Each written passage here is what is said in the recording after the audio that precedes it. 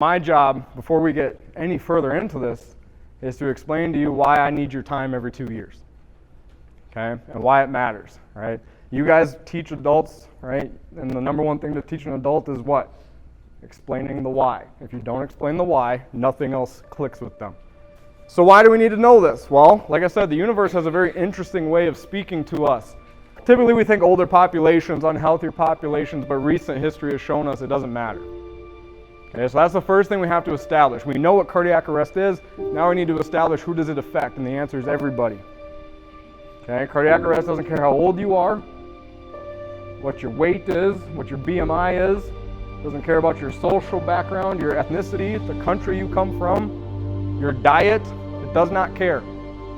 It can happen to anyone at any time for a multitude of reasons, because the heart is a very complex thing.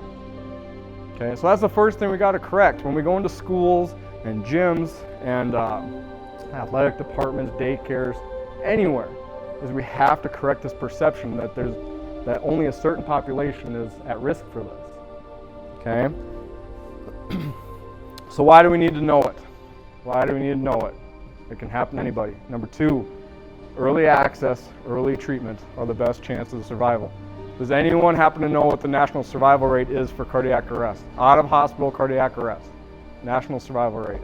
10% is the national survival rate.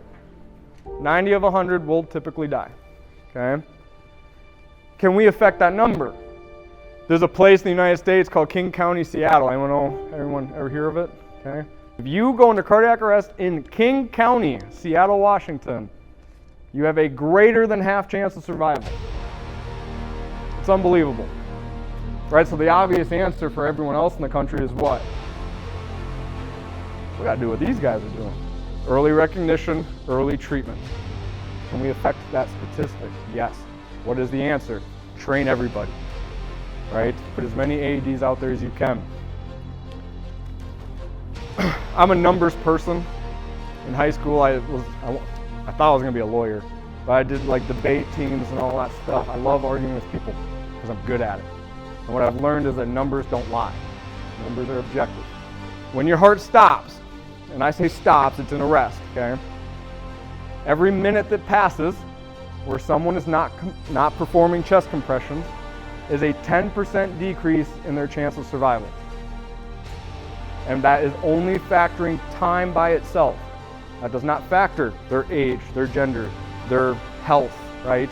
All those other comorbidities that certainly play a role in determining that outcome. That's just time. Okay? Now I'm going to brag about my guys for a minute. They can be anywhere within the city limits of Jamestown within 6 minutes. That's a fast response for rural North Dakota.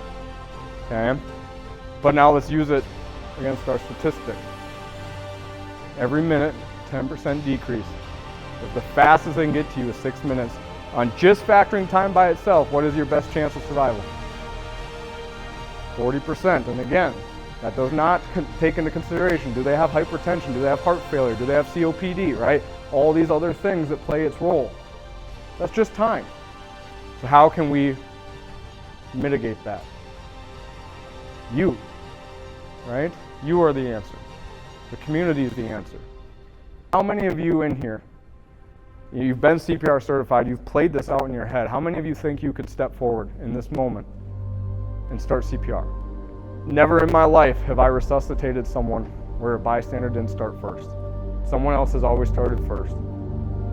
That's why it's important. Anyone, anytime, for any reason, and it has to start with you. Has to.